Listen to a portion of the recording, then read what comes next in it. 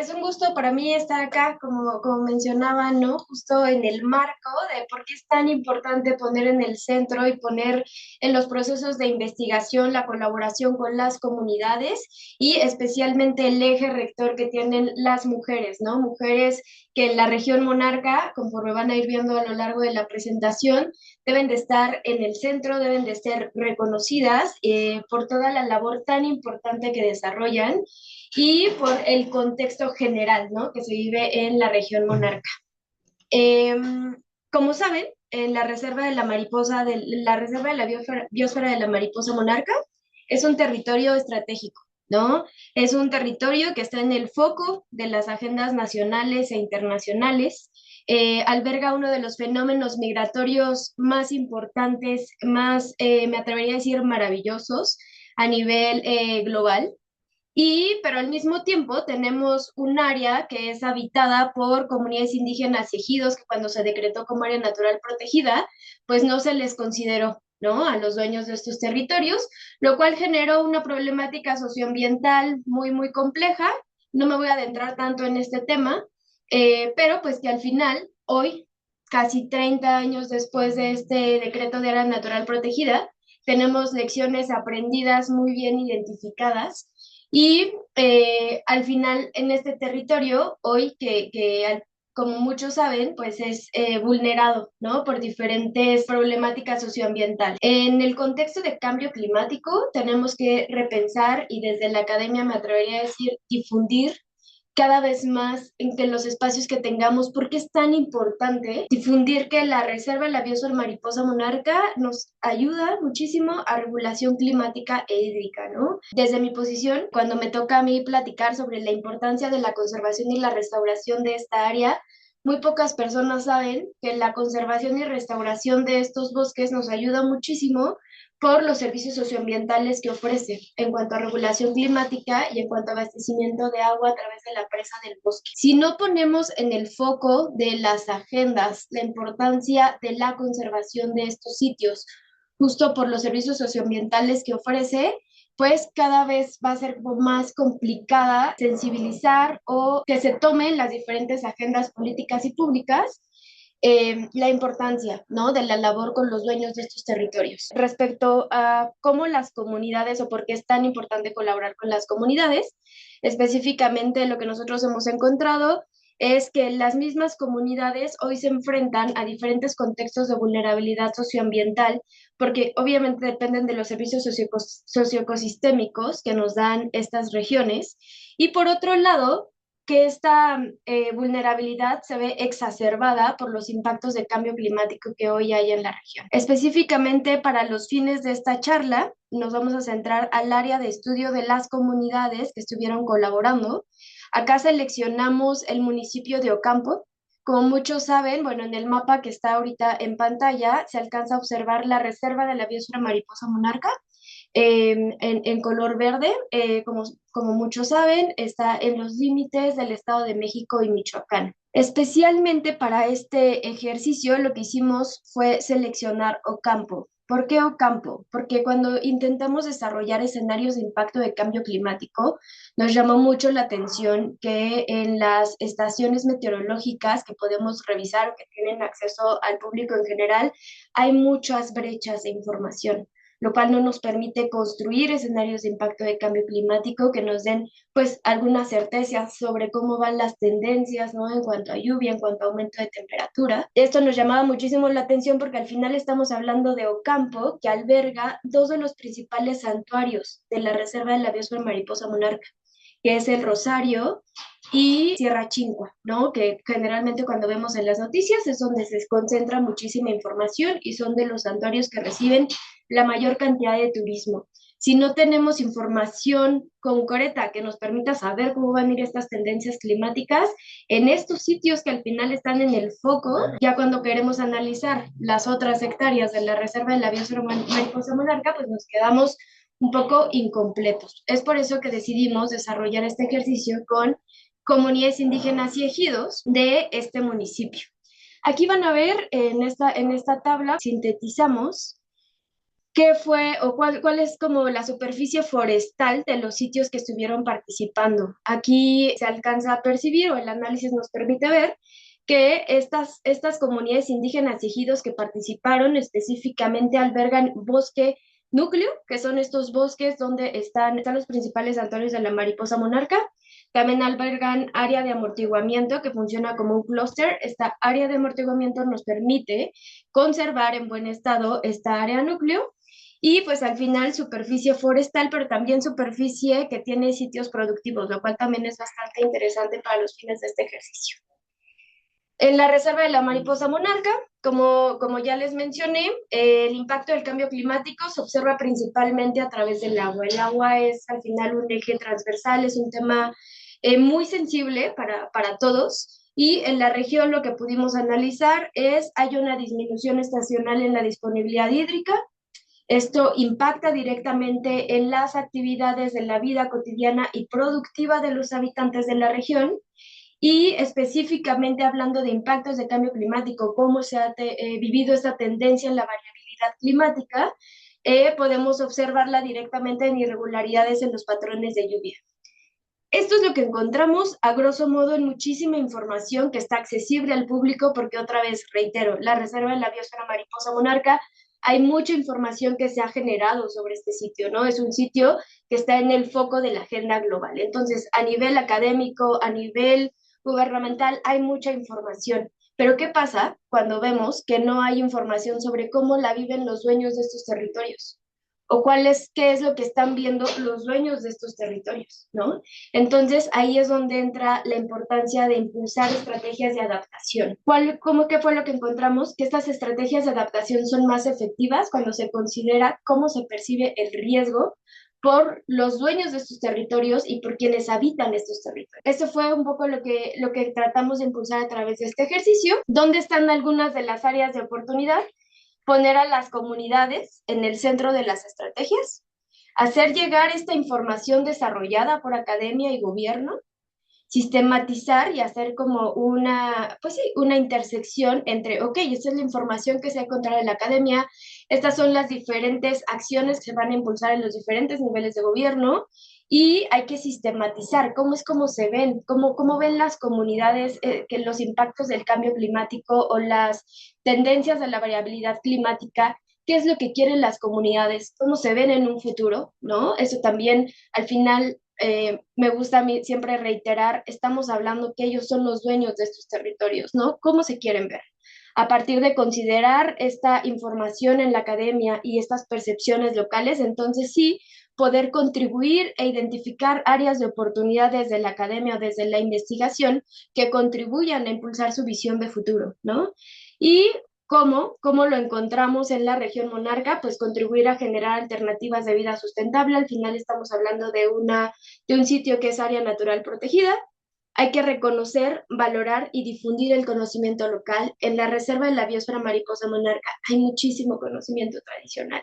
A veces nosotros siempre decimos, ¿no? Al interior de Alternare, no hay que encontrar el hilo negro. En las comunidades hay mucho conocimiento, hay que hacer un match con la academia, hay que hacer un match con la tecnología para que las acciones por la conservación y restauración tengan un impacto mucho mayor y sobre todo impulsar procesos transdisciplinarios. A esto me refiero, por supuesto, rescatar el conocimiento tradicional, reconocer el conocimiento que hay en las comunidades, integrar a la academia y desde ahí pues poder impulsar procesos que realmente sean medibles y verificables. En este sentido, a nosotros nos gustaría mucho hacer énfasis en que es indispensable repensar los procesos desde la academia para que tengan un impacto en el territorio, que sean a través o en experiencia personal, cuando logramos que la academia vaya mucho más allá del desarrollo de conocimiento que tenga fines de publicación, sino que realmente sea útil para las comunidades. Y para eso la alianza con Alternare fue clave.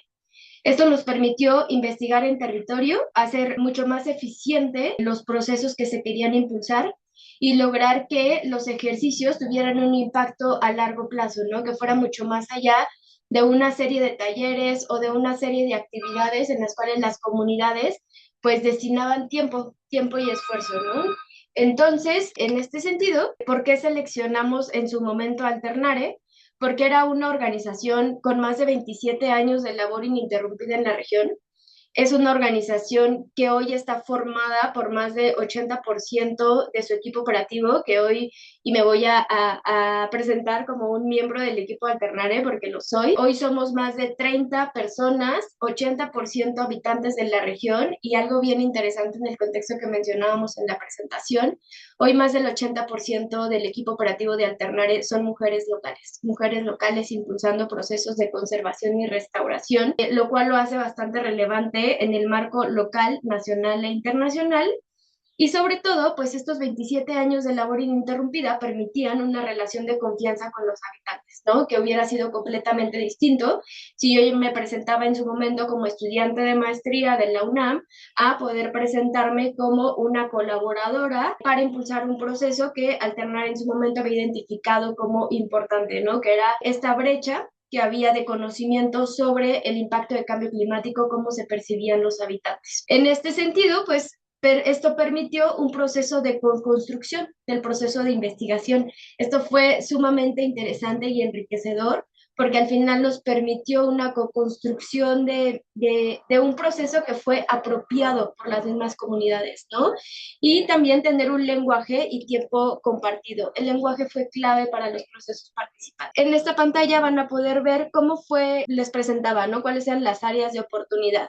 En Alternare, cuando tuve la oportunidad de sentarme a platicar con las instructoras en campo, ahí van a poder observar en la pantalla en el extremo derecho cuáles son las actividades que ya estaba impulsando Alternare, que a lo mejor no se identificaban como adaptación a cambio climático, pero que sí lo eran, ¿no? Y estaban siendo desarrolladas a nivel individual, grupal y comunitario. Esto realmente iba a tener un impacto, o estaba teniendo un impacto muy, muy importante para los procesos de adaptación a cambio climático.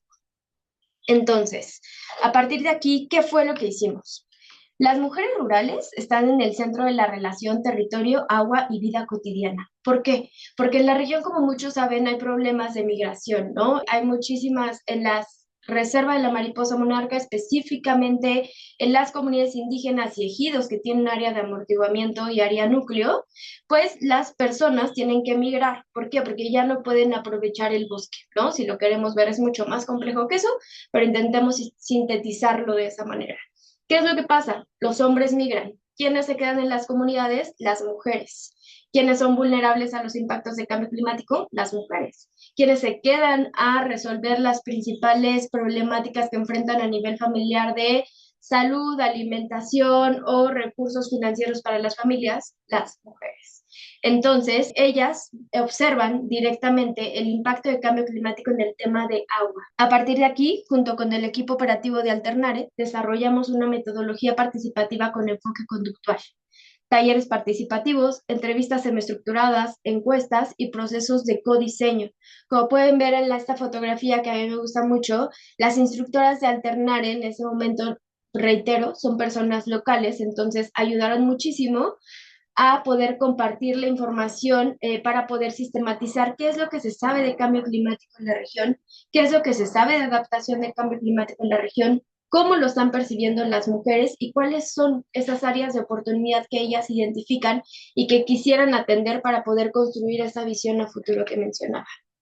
A partir de aquí lo que hicimos fue pues sentarnos a desarrollar junto con las instructoras de Alternare cuál iba a ser este proceso, en qué íbamos a poner foco y lo que identificamos fue contribuir a bajar información académica de cómo toda esta sistematización o artículos o información que hay desde la academia en cuanto a impactos de cambio climático, bajarlo a un lenguaje mucho más accesible para las comunidades y al mismo tiempo integrar el conocimiento que las chicas instructoras de campo ya tenían y a partir de ahí diseñar un taller que tuvo una duración de 8 horas y 2 días de trabajo para poder sistematizar cómo se ven estas comunidades.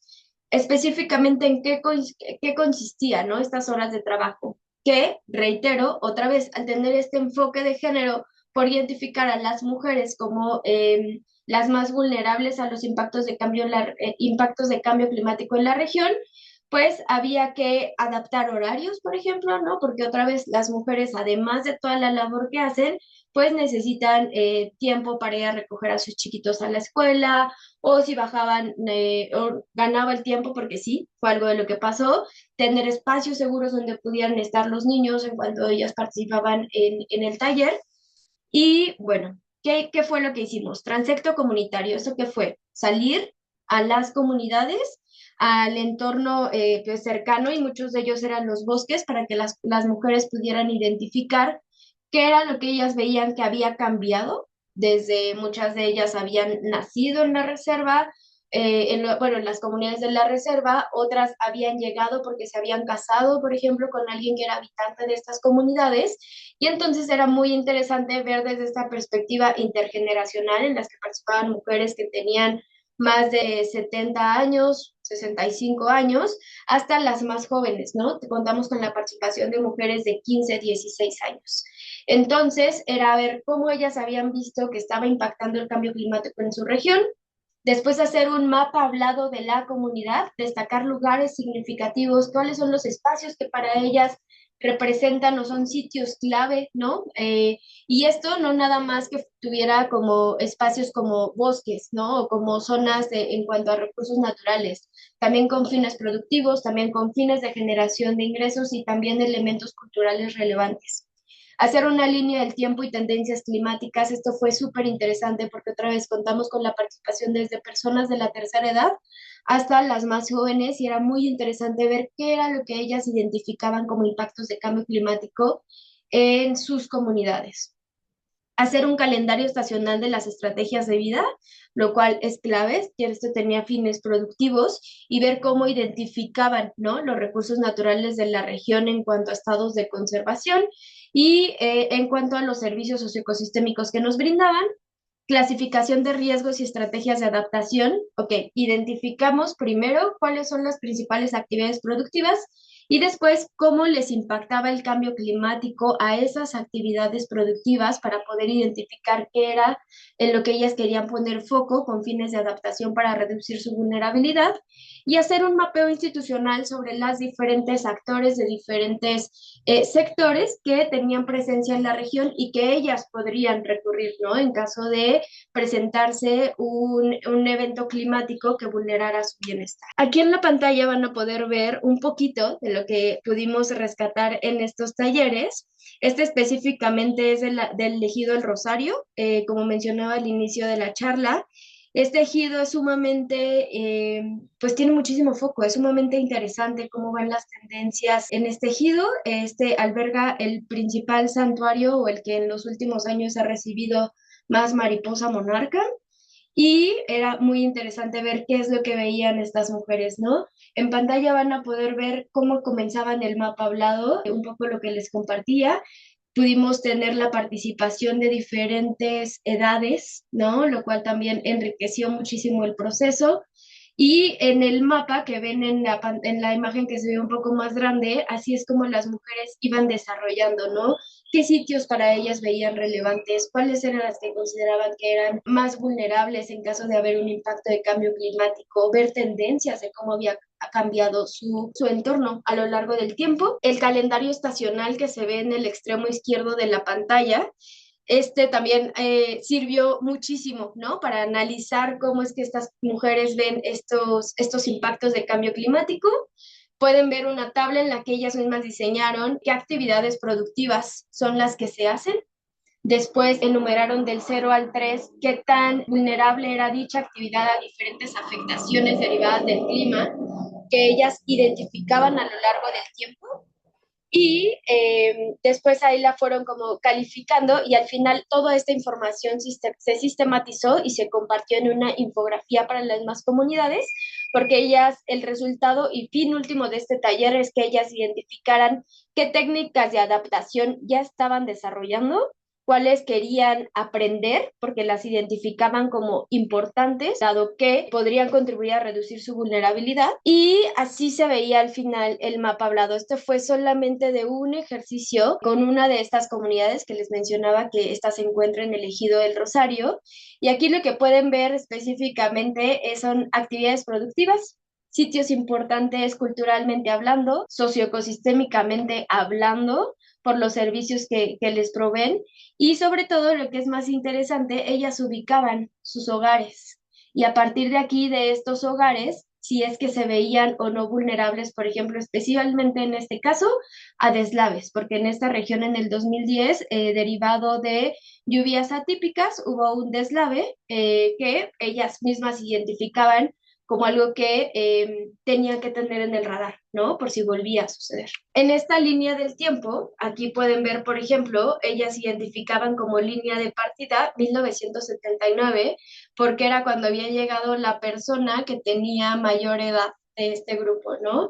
Y a partir de ahí ellas lo identificaban como que, y a partir de aquí, ¿qué es lo que vemos que ha impactado el cambio climático o los cambios relevantes en nuestra comunidad para generar bienestar? Entonces identificaban, por ejemplo, la construcción de las escuelas, la construcción de la primera clínica o impactos sociales, por ejemplo, ellas acá ven como inicio de la pandemia. ¿Qué fue lo que causó la pandemia? Pues una falta de trabajo, escasez de alimento, cómo ellas mismas hicieron frente a estas diferentes problemáticas, identificaron nevadas, vientos atípicos y a partir de aquí la idea es que hicieran un cruce. Ok, perfecto.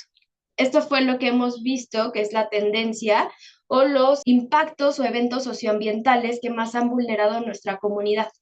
Ahora, hay que identificar nosotros, de acuerdo a los sitios donde hemos construido, cuáles son, si es que hubiera impactos de cambio climático, a quién afecta, cómo los afecta y a qué actores podemos acercarnos para reducir nuestra vulnerabilidad o para tomar acción sobre cualquier evento climático que hubiera en la región. Aquí me gustaría resaltar que si bien el eje transversal es agua, lo cual hace todo el sentido con la información que hay desde la academia, aquí, por ejemplo, las comunidades van identificando el escalón o la cadena que esto lleva. ¿Por qué? Porque el agua, por ejemplo, ellas tienen muy claro que genera estrés en el arbolado, de la falta de agua. ¿Qué genera el estrés en el arbolado? Que hace a los árboles más susceptibles a plagas y a incendios, por ejemplo, ¿no? Y aquí era muy interesante ver ellas cómo veían que estos impactos de cambio climático o efectos que ven de la variabilidad climática, cómo les afectaba directamente a ellos, a sus casas, y pues ahí pueden observar algunos actores que ellas identifican que en su momento han apoyado o que podrían contribuir. ¿Cuáles son las conclusiones que derivaron de esta serie de talleres? Las mujeres perciben el cambio climático como un riesgo inmediato, ¿no? Especialmente lo ven relacionado hacia una menor disponibilidad de agua.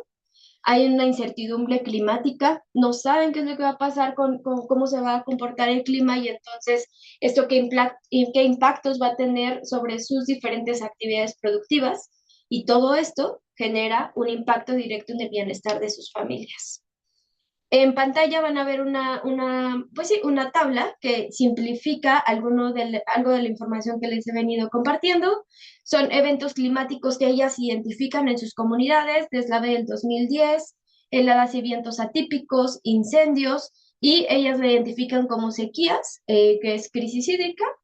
Se discutieron cómo estos impactos de cambio climático afectan sus estrategias de vida.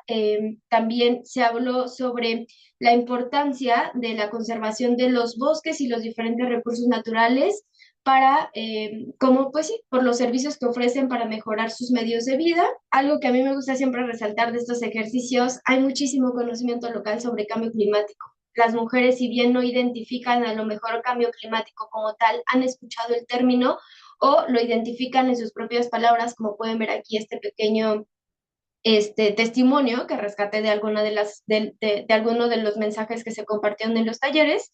Cambio climático es el cambio de lluvias y de calor, ¿no? O sea, de verdad lo tienen clarísimo y tienen clarísimo algunas de las técnicas que ellas mismas han apropiado y replican y promueven para mejorar las capacidades de adaptación, aunque no identifiquen adaptación como tal.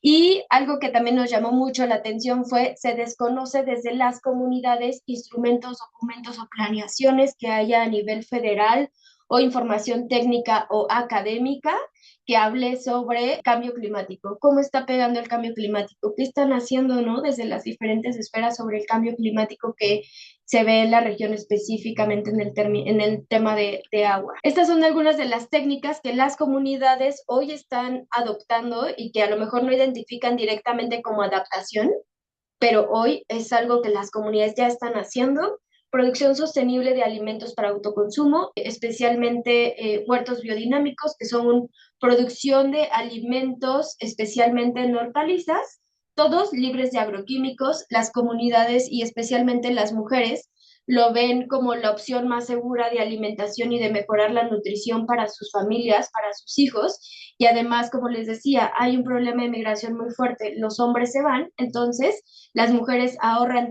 trayectos hacia las zonas urbanas para la compra de alimentos y entonces ellas pueden producir lo que requieren para sus familias y además con excedentes para la venta. Protección de manantiales, cultivos intercalados, producción forestal y reforestación y construcción y buen uso y manejo de ecotecnias. Es muy interesante ver a las mujeres que son estas mujeres que les decía de este rango pues sí, un rango bastante amplio de edad, las ven construyendo cisternas de captación de agua de lluvia, sistemas de distribución de agua, biofiltros y baños secos, ¿no? Porque saben, por ejemplo, que hay que proteger los manantiales de la contaminación, por ejemplo, por heces fecales, ¿no? Que es uno de los principales problemas que hay en la región. ¿Cómo lo pueden atender? Ok, pues hay que proteger los manantiales, pero además hay que evitar que se contaminen los mantos freáticos. Entonces, estas mismas mujeres construyen baños secos, promueven baños secos y los multiplican. Y aquí son algunas, en cuanto a esta visión de futuro, aquí son algunas de las técnicas que las mujeres compartieron que les gustaría pues aprender, ¿no?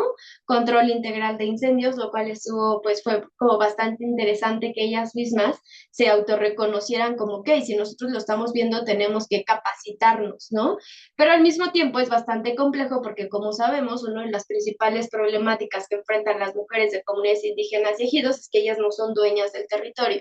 Entonces había conversaciones ahí sumamente interesantes, monitoreo y vigilancia, ¿no? Emprendimientos que ellas quisieran promover, como les decía, por ejemplo, en el caso de los huertos, ok, queremos ahora generarlo con fines productivos para poder mejorar nuestros ingresos, alertas, entonces era como bastante interesante. Otra de las cosas que nosotros rescatamos de este ejercicio es que la percepción del riesgo está sumamente vinculada hacia las próximas generaciones, ¿no? Una de las principales, pues sí, preocupaciones de las mujeres tiene mucho que ver con qué va a pasar con las siguientes generaciones, ¿no? Si el agua sigue disminuyendo, qué es lo que van a necesitar aprender las nuevas generaciones o cómo van a frente al impacto del cambio climático o qué pasa si, en palabras de verdad de ellas, era como, ¿qué pasa si la mariposa deja de llegar a nuestros sitios, ¿no? En este caso, por ejemplo, del Rosario, que como les decía, es uno de los principales sitios que recibe más mariposa monarca. Entonces, ¿cuáles serían como grandes conclusiones? Y con esto terminaremos la charla es la adaptación es un proceso social y contextual. Para impulsar procesos de adaptación a cambio climático, hay que trabajar con los dueños de los territorios, hay que escuchar a los dueños de los territorios y únicamente asumirnos como cómo contribuir, ¿no? A esta visión de futuro para impulsar procesos de adaptación al cambio climático y lograr entrar a ese nivel a las comunidades, es indispensable hacer alianzas entre academia y organizaciones de la sociedad civil. Al final, si queremos que realmente tenga un impacto y que yo creo que es, a todos los que estamos ahorita aquí es algo que nos preocupa y que queremos contribuir a atender, es generar conocimiento, ¿no? Y para esto hay que reconocer el conocimiento que hay en las comunidades, hay que trabajar con ellos. Y para todo esto, pues es indispensable reconocer a las mujeres como expertas del territorio, ¿no? Y para impulsar procesos que nos permitan fortalecer la acción climática. De verdad, las mujeres de la región monarca son un caso que a mí me llena y me entusiasma poder colaborar con ellas por el conocimiento que albergan, por las acciones que desarrollan y por la sensibilidad que tienen para impulsar procesos no nada más de adaptación a cambio climático, sino todo lo que tiene que ver con la conservación y restauración de los recursos naturales. Y pues yo terminaría la charla con este mensaje. La adaptación comienza cuando las comunidades no solo reciben información, sino cuando son reconocidas como actoras clave y como productoras de conocimiento.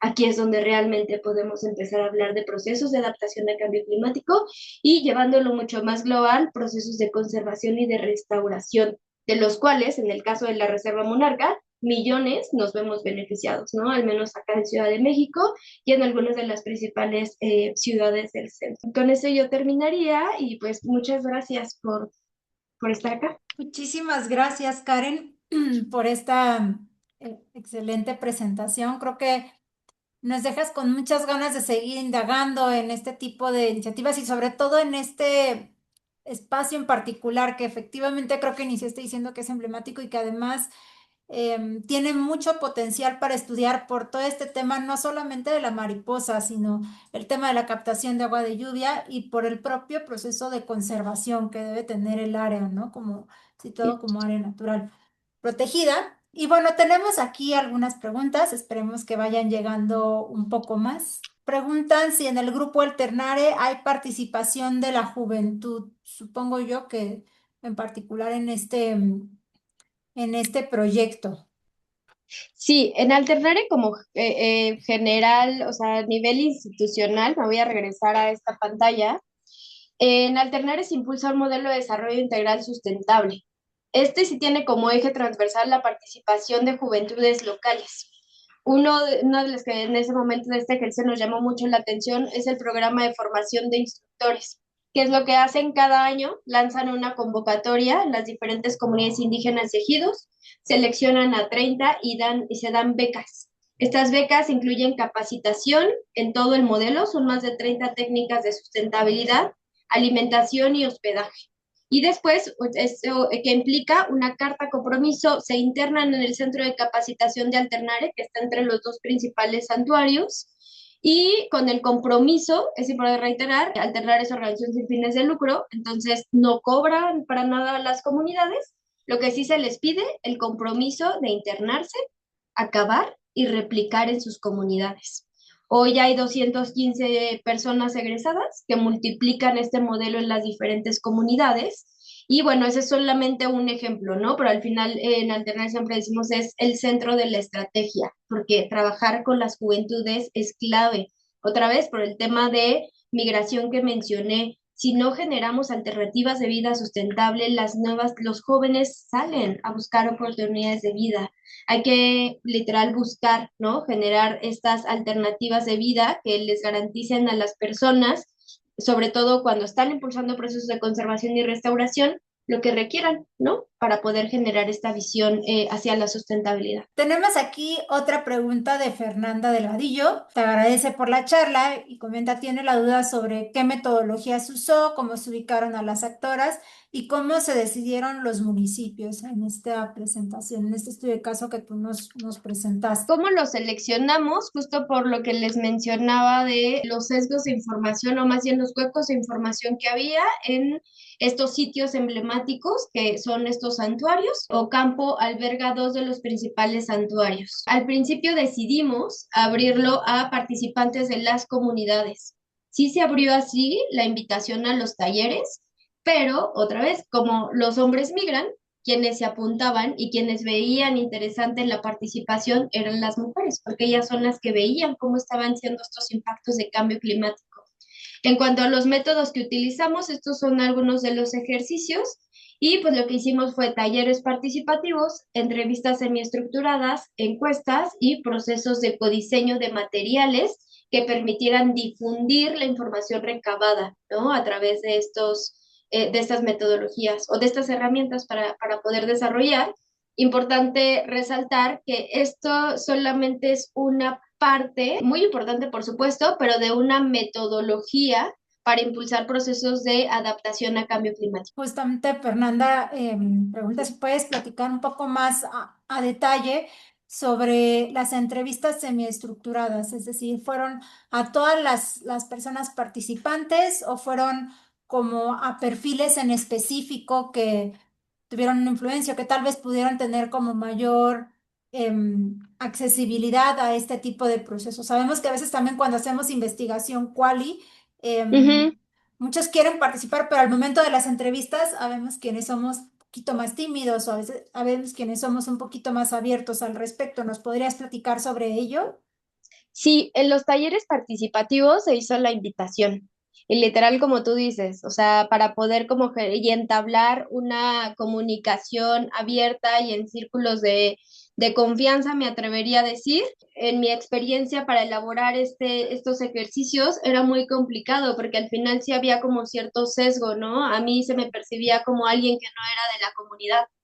¿No? O alguien que vive en un contexto completamente distinto. En este sentido, reitero, por eso es tan importante, o para este ejercicio fue muy importante contar con la colaboración de instructoras de campo de Alternare, porque una persona que vive un contexto similar va a ser mucho más fácil que comparta información, ¿no? Y evitar como sesgos de información. Entonces, así fue como seleccionamos. En estos talleres se abrió la oportunidad y decíamos, nos encantaría tener entrevistas. ¿Hay alguien que esté interesado en participar en estas entrevistas? Si es que sí, ¿cuándo podrías? ¿Cómo podrías? Y nosotros hacemos lo que sea necesario para poder asistir al momento en el que tú nos digas, cuando tú nos digas, y entonces era bien interesante porque eran prácticamente charlas. Estas entrevistas semiestructuradas, esa información no está en esta presentación, pero eran charlas y eran charlas entre las instructoras de Alternare y ya después a mí me invitaban y yo era como ahí una acompañante del proceso, ¿no? Entonces era sumamente interesante, pero otra vez reitero, yo creo que ahí es donde radica o parte de donde radica la importancia de colaborar con organizaciones que tengan presencia en el territorio.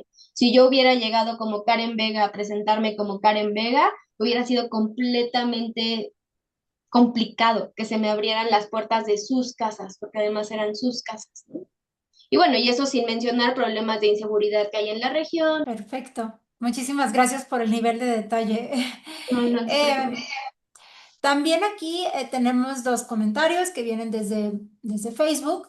Uno dice, bueno, me parece que el hecho de que sean zonas núcleos no es la razón de la migración por parte de los varones de la comunidad. Michoacán, particularmente, es un estado con alto movimiento migratorio desde antes de la creación de la reserva de la biosfera. Em, en este caso, no sé si hay algún comentario sobre ello, también un poco sobre Sí, la percepción de todo esto que has investigado tú. sí, no, una disculpa si se entendió que yo decía por derivado del decreto de área natural protegida hubo migración, no me refería a eso. Hoy yo no me atrevería ni tendría los datos para decir si antes había más migración o después había más migración. Lo que sí es que las comunidades identifican y en las comunidades cuando tú vas y las visitas están pobladas especialmente por mujeres, ¿no? Por la tendencia de migración que las mismas mujeres identifican y, por ejemplo, en la línea del tiempo se veía, igual y me regreso a la línea del tiempo, post-COVID, por ejemplo, las comunidades identificaban mayor presión sobre los bosques derivado que muchas personas perdieron su empleo en las ciudades y regresaron a la reserva de la biosfera mariposa monarca, ¿no? Entonces sí, o sea, una disculpa si se entendió como que yo aseveré eso, yo no tendría hoy los datos para asegurarlo, pero hoy sí es una tendencia que sistematizamos en estos talleres. Aquí hay otra pregunta de parte de Itzel Ábalos. Dice, bueno, me gustaría saber un poco más cómo es la interacción de Alternare y con equipos académicos y cómo podríamos participar los estudiantes de universidades. La vinculación ha sido sumamente interesante. Hoy trabajamos muy de la mano con el SIGA, con el IES, identificando cuáles son los requerimientos de las comunidades, las áreas pues sí, las áreas de oportunidad que identifican las comunidades y de ahí hacer el match con investigación. Entonces ha sido de verdad muy importante para Alternare poder colaborar con académicos. ¿Por qué? Porque para Alternare pues te permite, te da sustento académico a las actividades que se desarrollan, ¿no? Y por otro lado, también se desarrollan diferentes actividades que van desde, por ejemplo, con el IE se ha hecho el plan de manejo de fuego, Con el SIGA se ha hecho temas de cómo ha afectado el arbolado, el impacto del cambio climático, ¿no? Precisamente este estudio con las comunidades también fue parte de esta alianza Academia Alternare. Y otra cosa que me gustaría resaltar o cómo pueden formar parte de esto, pues al final acercándose directamente con la organización, yo con mucho gusto les puedo compartir los datos de contacto de Alternare y pues al final Alternare hoy tras 27 años de labor en la región ininterrumpida, reitero, pues se ha vuelto este puente, ¿no? Entre la academia y las comunidades. A mí me queda una última pregunta, Karen, justamente pensando en este caso que tú nos platicas, pero también de acuerdo con estas otras experiencias que tienen proyectos de investigación aplicada, de investigación-acción, digamos, y es Ujú. qué tanto, por ejemplo, han tenido contacto con otros casos de estudio, otras realidades dentro o fuera de México, qué tanta comunicación, un poco como para hacer este intercambio de experiencias, esta parte también de intercambio tal vez de alternativas o de formas de actuar sobre el territorio en pro de la conservación o para procesos de adaptación al cambio climático. ¿Han tenido este tipo de intercambios con otras instancias? Pueden ser nacionales o internacionales. Sí, sí, sí, sí, muchísimo. Uno de los ejes del modelo de Alternare son las alianzas estratégicas, ¿no? Y saber que hay muchísimo ya que existe y que se hace y en un contexto de complejidad en el que vivimos, pues no se trata de inventar hilo negro, ¿no? Se trata de ver qué es lo que hay que hacer y cómo hacerlo mejor. Entonces, en ese sentido, pues hemos tenido intercambios en el sureste, en la Reserva del Triunfo en Chiapas, en Veracruz, en Oaxaca, también en la Sierra Mije se está replicando. Tuvimos también, otra vez hablando de los instructores que se han capacitado, hemos capacitado personas que empezaron, por ejemplo, a replicar en la Amazonia colombiana, un chico empezó a replicar en la Sierra Tarahumara, ¿no? Y hemos también tenido la oportunidad de participar en foros internacionales para promover el modelo de Alternare como un caso exitoso. Justo el año pasado, ya el año pasado, la FAO, Naciones Unidas, nombró el modelo de Alternare como un caso exitoso y fue reconocido a nivel técnico por impulsar, es bien interesante y otra vez, ¿no? A mí siempre me gusta hacer la reflexión de verdad, si Alternare lo crearon, eso ya no platiqué y ya será para otra plática, Alternate lo crearon 4 personas, 2 biólogos y 2 campesinos, ¿no? Hoy somos más de 30 personas, pero si Alternate lograron crear un modelo que, como les decía, el año pasado, fue seleccionado como un reconocimiento técnico, el único mexicano y dentro de los 22 con más sistematización técnica sobre el impacto que tiene para la conservación y producción forestal sostenible, ¿no? Si 4 personas lograron esto, ¿qué no podríamos crear, ¿no? Si realmente nos organizáramos. Entonces, pues sí, hoy afortunadamente el modelo, y gracias también a que los fundadores fueron visionarios, el modelo de Alternar está sistematizado. Yo me atrevería a decir, yo, Karen Vega, no conozco otro modelo que esté sistematizado a ese nivel, ¿no?